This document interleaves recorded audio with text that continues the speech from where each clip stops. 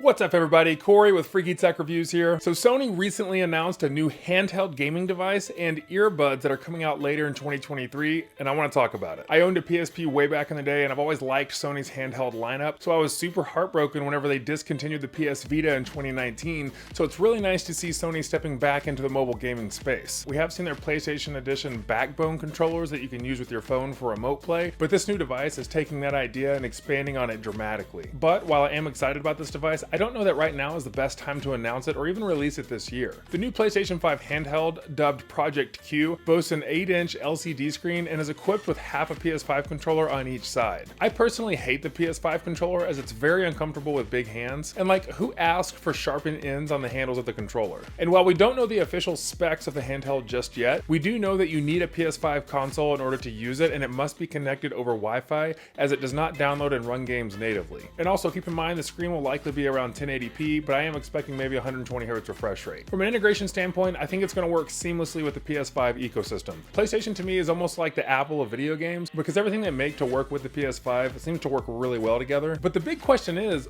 why announce it with the Asus ROG Ally coming out in 2 weeks? For those of you unfamiliar, on June 13th, Asus is releasing their brand new ROG Ally standalone gaming handheld. I am so excited to take a look at this, and I think it's a huge step in handheld gaming. I pre-ordered one, so be sure to subscribe so you can see when that video comes out whenever I review it. The Ally is a beast of a handheld that was designed to put the now year-and-a-half-old Steam Deck to shame. What makes it such a great option for gaming on the go is that it can download games natively to play offline, giving you the ability to take it anywhere with you. It's basically a mini Windows platform. You can play any PC game that you want to, and Xbox's Game Pass is going to be a big part of that, and having access to all the games in my Steam library that I never play is a dream come true. The 2023 gaming handheld market that Sony is entering into right now is very interesting because right now it's being dominated by cloud gaming and something like the Steam Deck where you can actually download the games and play them natively. So you're releasing a device that is completely dependent on Wi-Fi connectivity to be able to play it. Now, I'm not knocking remote play because I think remote play even through like my iPhone works really well with the PS5, but it's just going to be really tough to compete if you're stuck to your home network or you have to depend on really good Wi-Fi wherever you're at while you're traveling. I think there is a solid use case such as gaming somewhere else in the house while the TV is in use, and I will say that with how powerful the PS5 is, I expect the remote access experience to be top notch since it already works so seamlessly with Sony's remote play. So it makes me wonder what Sony's game plan is for this handheld. Aside from the PlayStation fans like myself who are interested in it because it's a PlayStation product and it's just going to elevate your PS5 gaming experience, I just don't see it making huge waves in 2023's handheld market. And while there is no guarantee on the price just yet, because the PlayStation Edition Backbone 1 controller for iOS devices being $100, I think it's safe to say that it'll come in between $300 to $400. Let me know your thoughts below on this handheld device and if you think it's worth checking out. In the same trailer announcing the handheld, Sony also announced a pair of gaming earbuds for the PS5 that actually look fantastic. With a toddler running around the house and a very noticeable white headset like my SteelSeries Arctis 7P Pluses that I reviewed recently, I'm very interested in a smaller form factor headset like these earbuds that I can play my PS5 with. Again, we don't have a ton of information on the specs of these earbuds either, but their use case makes way more sense. I do wonder what Razer thinks of this release, since they so recently partnered with Sony to bring their Hammerhead Hyperspeed earbuds to the market with a focus on the PS5. Those come in at $149, so I'm not sure how they'll be priced in comparison to the PS5 earbuds, but it's also interesting that Sony would dump on a recent partnership so quickly after coming out with that. And with Sony's Pulse 3D headset selling so well at just below $100, I feel like these headphones will be priced accordingly. Overall, I am really pumped that Sony is expanding their peripherals and experimenting with new things and bringing some old ideas back to the table. Microsoft is making major plays with Game Pass and how well it works across Windows and Xboxes, and the ability to take it with you on the road and play with these new gaming handheld devices. That means Sony has to do something to keep up with this. And while right now it does look to be limited in its use cases, it's nice to see that a juggernaut like Sony is paying attention to the market and taking a look at what consumers are actually interested in. They did a fantastic job with their updated VR headset, and I think this is another great addition to expanding the PS5 lineup, so I am excited to see what comes next. But I do think for this handheld to really succeed, they're gonna have to take a look at either cloud gaming or have some games natively play on this. As a prime example of where this thing is gonna struggle is because how Game Pass is not only accessible on the new ROG Ally, but also how well it runs on the Steam Deck and the Logitech G Cloud. But let me know your thoughts below on what you think between the handheld and the earbuds coming out. I'd love to know what you think about them. Are you excited about it? Do you have reservations about it? Let me know in a comment below. And if you've made it this far into the video, I hope that you will consider subscribing and joining the Freaky Tech family. I'm trying to hit 500 subscribers by August, and you joining the family would really help with that goal, and I appreciate it. But thank you so much for your time, and I really appreciate you being here. Again, I'm Corey with Freaky Tech Reviews. I'll see you next time.